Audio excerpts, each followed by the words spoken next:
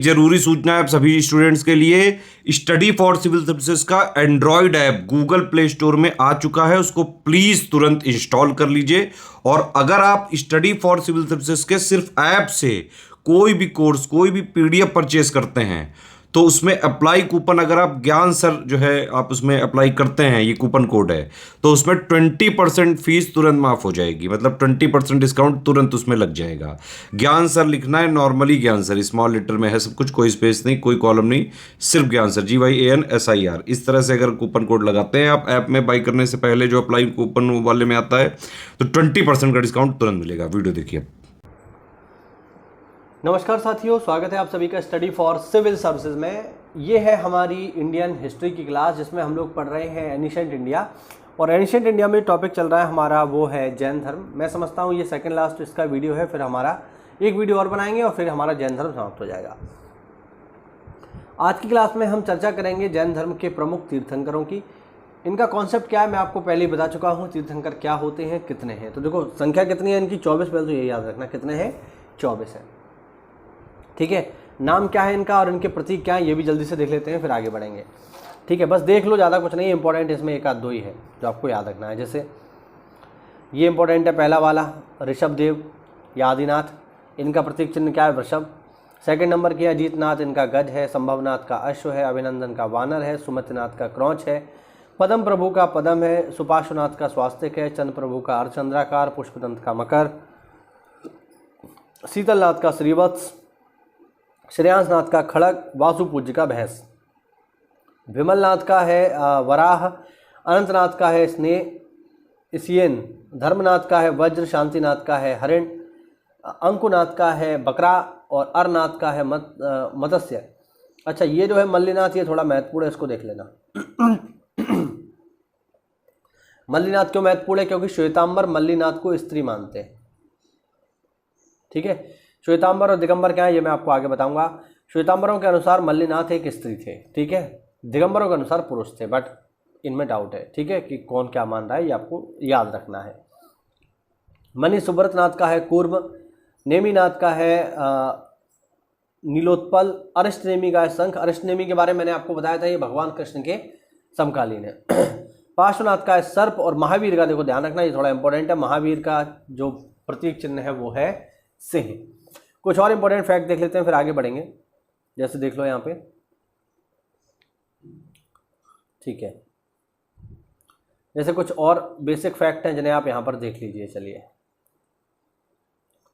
जैसे महावीर स्वामी ने अपने उपदेश किस में दिए, प्राकृत भाषा में दिए, मैं आपको बता चुका हूँ। पहला अनुयायी कौन था, हमें पता है, पढ़ चुके हैं, जामाली। पहली भिक्षुणी कौन थी, ये भी मैंने आपको बताया है।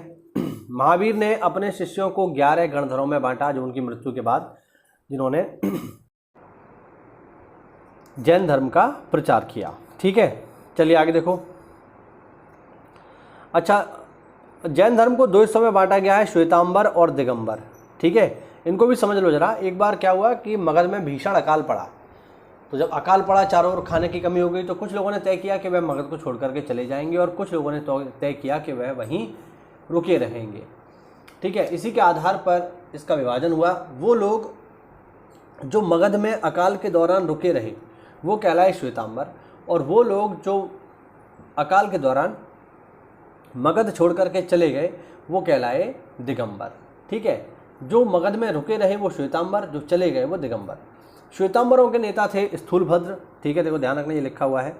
श्वेतांबरों के जो नेता हैं वो है स्थूलभद्र, ये लिखा हुआ है। और दिगंबर के नेता हैं भद्रबाहु। ठीक, आगे देखिए। आगे है जैन धर्म मानने वाले कुछ इंपॉर्टेंट राजा, जैसे उदयन है, वंद राजा है, चंद्रगुप्त मौर्य काफ़ी इंपॉर्टेंट है, कलिंग नरेश, खारवेल है, राजा अमोघवर्ष है, चंदेल है, ये है। ठीक है, आगे देखिए। मौर्योत्तर युग में मथुरा जैन धर्म का प्रसिद्ध केंद्र था, ध्यान रखेंगे।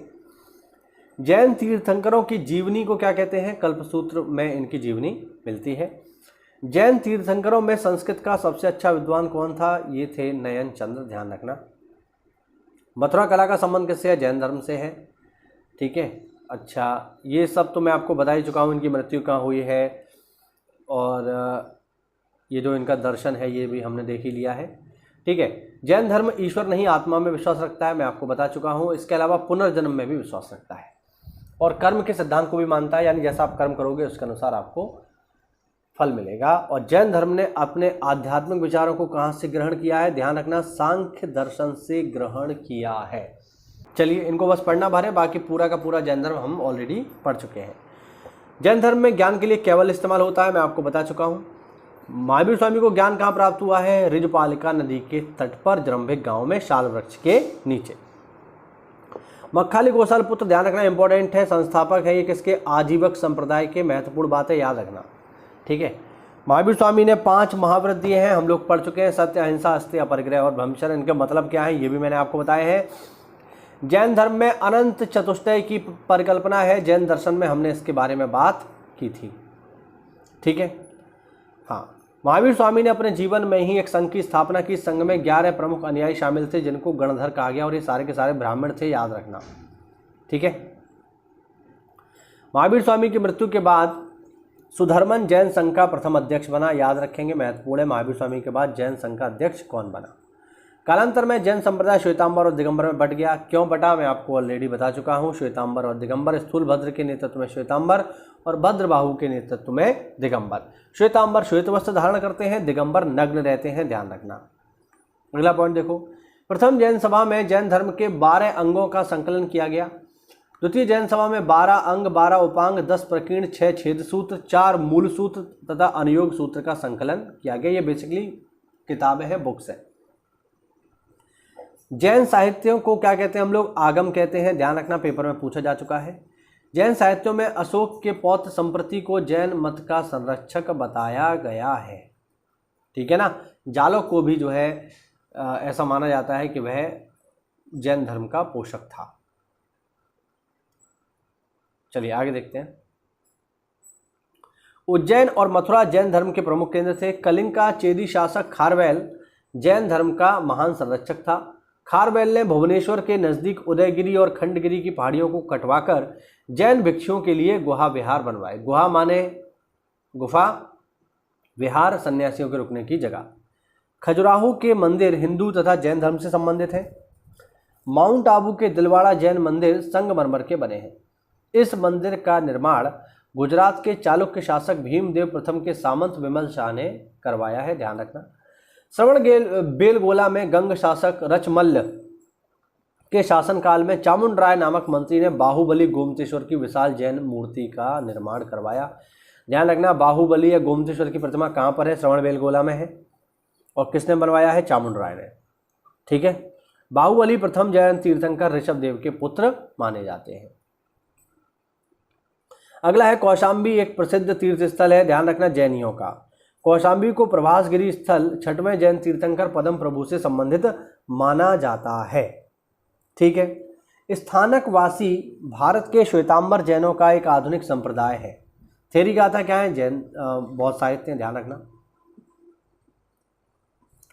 आगे देखो, ये पॉइंट हम पहले ही देख चुके हैं, प्रथम भिक्षुड़ी वाला। जैन धर्म के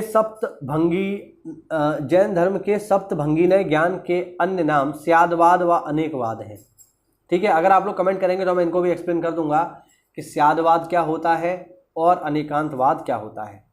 14 पूर्व प्राचीनतम जैन ग्रंथ है। जैन धर्म के प्रमुख राजा ऑलरेडी हम देख चुके हैं। महामस्ता अभिषेक जैन धर्म का एक प्रमुख उत्सव है जो 12 वर्षों के अंतराल पर कर्नाटक राज्य के श्रवण बेलगोला में आयोजित किया जाता है। जैन धर्म के प्रमुख अगर हम तीर्थ देखें तो वो है संभवनाथ श्रावस्ती, सुविधानाथ काकंदी, ऋषभनाथ अयोध्या और पद्म प्रभु पाबोसा, ठीक है, जो कि ये आपके प्रमुख तीर्थंकर और उनसे जुड़े हुए स्थान है, ठीक है। चलिए, ये हुआ आज का हमारा छोटा सा टॉपिक।